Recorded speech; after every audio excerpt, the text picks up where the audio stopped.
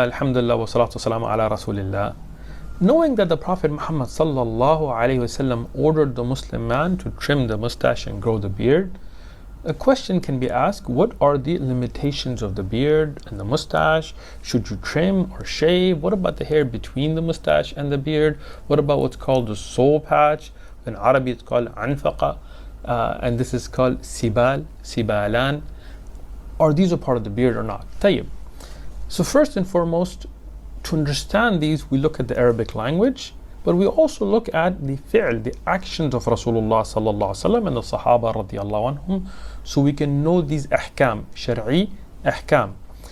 Rasulullah sallallahu alaihi wasallam told us afu, yani to let the lahya go, to grow it out.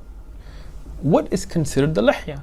So when we look at the books of Arabic language, like Lisan al-Arab, Ibn Manzur, he mentioned in the famous book Lisan al-Arab that al-lahya is what is by the jawbone, and al-khadain, the two cheeks, and al-dhiqn, the chin.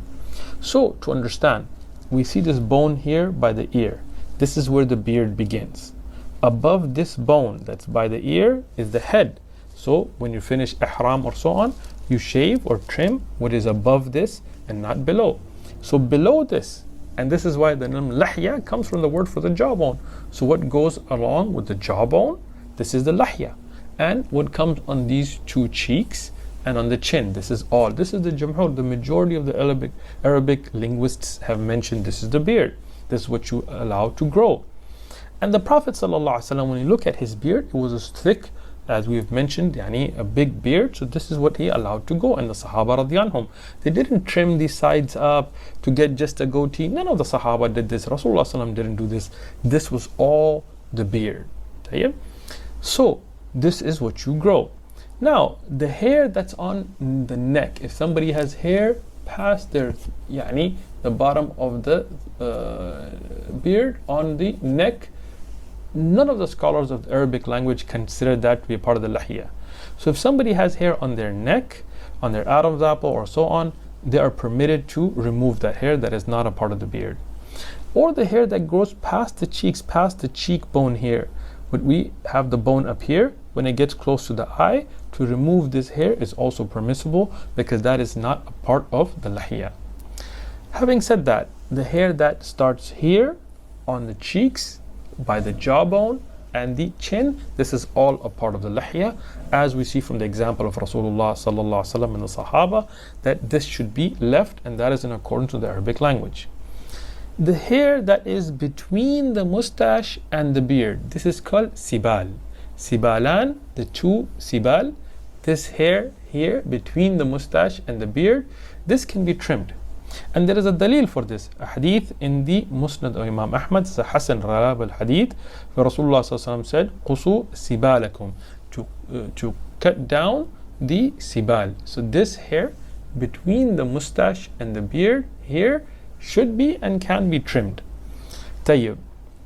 Now comes the issue of what's called the soul patch, right? In English we call this the hair that is under the lip, over the beard, and in Arabic it's called anfaqa. Anfaqa is the hair here. Regarding this, there are three aqwal, three major opinions amongst the ulama of Islam. The Maliki ulama, they have man'a, that they said you cannot trim this hair, this is part of the beard, and there is tahrim, it's haram to trim this. And this is also the qawl taken by Shaykh Ibn Baz and Shaykh Salih al-Fawzan in one of his shuruh of Al-Umdah.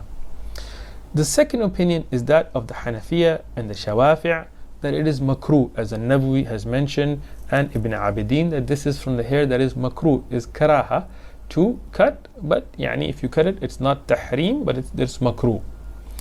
And there is the opinion of the Hanabila, as mentioned Al-Insaf and Sharh al-Muntaha and Al-Furu' of Ibn Muflih, that this is permissible to cut, because this is not considered part of the beard. And this is also the qawl of Shaykhuna Muhammad Salih ibn Uthaymeen, and Shaykh Salih al-Fawzan in his Sharh al-Bulugh, he also mentioned this qawl as well. Tayyib, if we look at adilla, we do know that Rasulullah sallallahu alaihi wasallam had hair here, because the hadith that is mentioned in Al-Bukhari from Abdullah ibn Bushrin radiyallahu anhu, he said, I saw Rasulullah sallallahu alaihi wasallam and his anfaqa, this hair here, had some bayd, yani some white hairs in it. So we know that Rasulullah had this, but he also had a mustache. So is it considered a part of the mustache or part of the beard? So here, when we don't have any clear dalil, we have to go back to linguistics.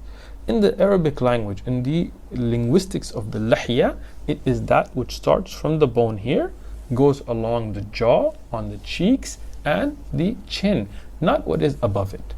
So what seems to be rajih, wallahu alam, that you should leave it because Rasulullah had this hair. But if somebody was to trim this hair here, the anfaqa, this is not tahrim, this is not haram as a part of the beard. And this is what Shaykh Muhammad Salih ibn Uthaymeen and other a'imma and ulama have mentioned, and this is what's rajih. Tell you the last thing now, the mustache. Do you trim it or shave it? Some of the ulama said there is jawaz on shaving it, but if we look at adilla, the proofs, halaq, yani to shave has not been mentioned. Either qusu or juzu or other words have been mentioned that to trim, to shorten.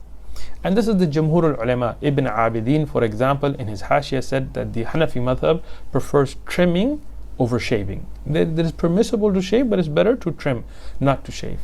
And this is the opinion of a Shafi'i, as he has himself mentioned, and and others, to trim is the correct way. And this is what is mentioned from the Hanabila. Yani Imam Ahmad has a nas sarih on this, and Al-Insaf and others mention to trim, not to shave. The Maliki are the strictest on this. Imam Malik, as mentioned in Mudawwan and other books, he considered shaving to be a bid'ah. In fact, he saw somebody with a shaved mustache, he said this person of bid'ah should be beaten. So he had the strong opinion that you should trim. When we go back to the example of the Sahaba radiyallahu anhum, we don't see them halaq, yani to shave it. Rather, we see that some of them trimmed it close, like Ibn Umar. Some of them left it more hairy, but not over the lip, like Umar ibn Khattab. So we would say what is best is to trim the mustache and not shave it. If somebody shaves it, we cannot say this is haram, but we would say that it's better that they trim it because that is closer to the words that are used by the Prophet ﷺ regarding the mustache, to trim the mustache and grow the beard.